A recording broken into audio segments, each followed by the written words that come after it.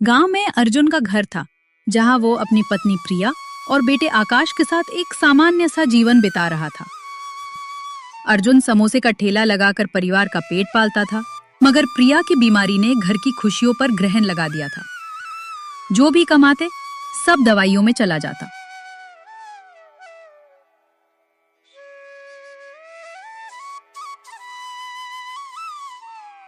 क्या हाल है प्रकाश?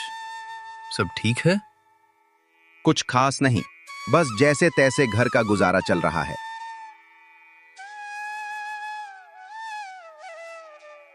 पिताजी जल्दी चलिए, माँ की तबीयत अचानक बहुत खराब हो गई है। अरे ये क्या कह रहा है बेटा?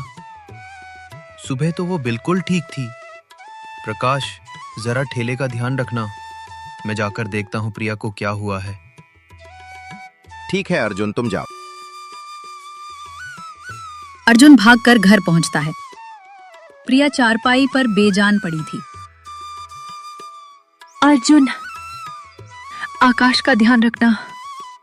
मेरी जिंदगी का अब कोई भरोसा नहीं है। नहीं प्रिया, ऐसा मत कहो। तुम जल्द ठीक हो जाओगी।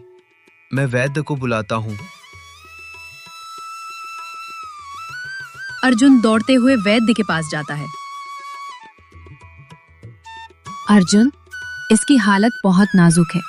इसे तुरंत दवाई की जरूरत है, लेकिन ये दवाई सिर्फ शहर में मिलेंगी। शहर? लेकिन वहां जाने में 4 घंटे लगेंगे और मेरे पास तो पैसे भी नहीं हैं। अर्जुन, कुछ भी कर देर मत कर। तुझे अपनी पत्नी की जान बचानी है।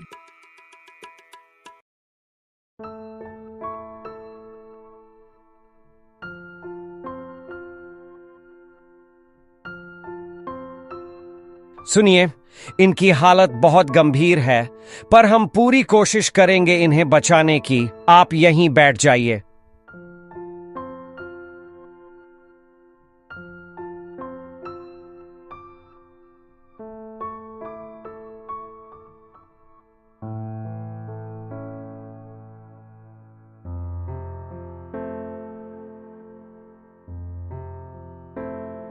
हमें माफ कीजिए, हम उन्हें नहीं बचा सके। माँ, तुमने कहा था मैं बहादुर बनूंगा, लेकिन मैं तो तुम्हें बचा ही नहीं सका। माँ, मैं बड़ा होकर गरीब के लिए कुछ करूंगा।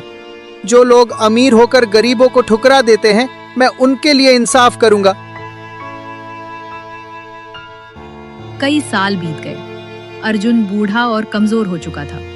आकाश अब 18 साल का था और पिता के साथ खेतों में काम करता था। बारिश हो रही थी। बेटा, थोड़ा आराम कर ले, तुझे ठंड लग जाएगी। नहीं पिताजी, मुझे काम पूरा करना है। आपने कहा था कि मेहनत कभी बेकार नहीं जाती।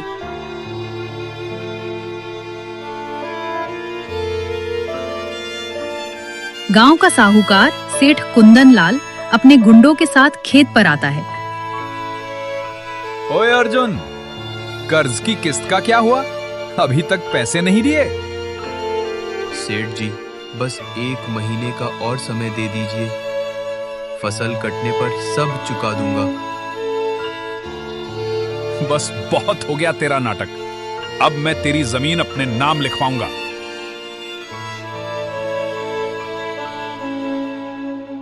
सेठ, तुम मेरे पिता को हाथ मत लगाना। मैं तुम्हें अपनी जमीन नहीं लेने दूंगा। अबे छोटू, तू मुझे धमकी देगा? चल भाग यहां से।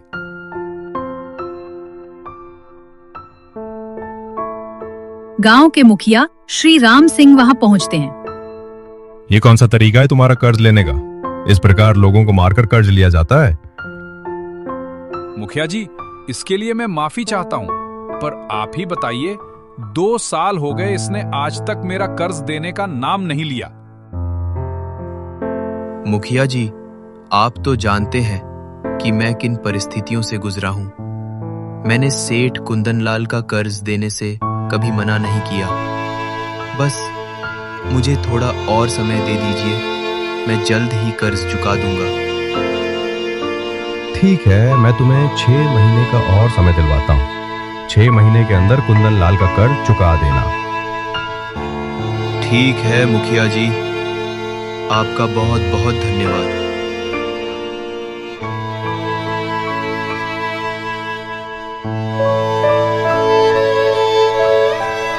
आकाश माँ की तस्वीर देख रहा था। बेटा, मैं तुझे पढ़ाना चाहता था, लेकिन हालात ने तुझे खेतों में लगा दिया। नहीं पिताजी, मैं पढ़ूंगा और इतना बड़ा आदमी बनूंगा कि किसी गरीब को कभी किसी सेठ से भीख नहीं मांगनी पड़ेगी। आकाश माँ की तस्वीर के सामने हाथ जोड़ता है। माँ, मुझे शक्ति देना ताकि मैं अपने पिता का सहारा बन सकूं। पिताजी, अब वक्त आ गया है कि मैं शहर जाकर कुछ बड़ा करूं। मैं वादा करता हूं कि आपको कभी किसी के सामने झुकने नहीं दूंगा। बेटा, शहर बहुत बड़ा है, वहां तेरा कोई नहीं है, वहां तुझे कौन संभालेगा? पिताजी, आपने मुझे सिखाया है कि मेहनत करने वाले कभी हारते नहीं। मैं अपना रास्ता खुद बनाऊंगा। आकाश अर्जुन के पैर छूकर आशीर्वाद लेता है और एक पोली लेकर बस स्टॉप पर पहुंचता है।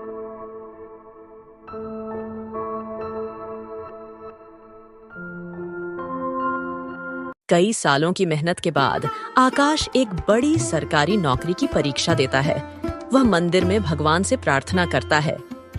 भगवान, मुझे हिम्मत देना ताकि मैं अपने पिता का सपना पूरा कर सकूं। कुछ दिन बाद डाकिया आकाश को एक लिफाफा देता है। आकाश कांपते हाथों से लिफाफा खोलता है। उसकी आंखें चमक उठती हैं। वाह, मैंने कर दिखाया। पिताजी का सपना पूरा हो गया। 2 महीने बाद आकाश एक सरकारी अधिकारी बनकर बड़ी गाड़ी में गांव लौटता है। गांव वाले हैरान रह जाते हैं। अर्जुन अपने बेटे को देखकर अपने आंसू रोक नहीं पाता।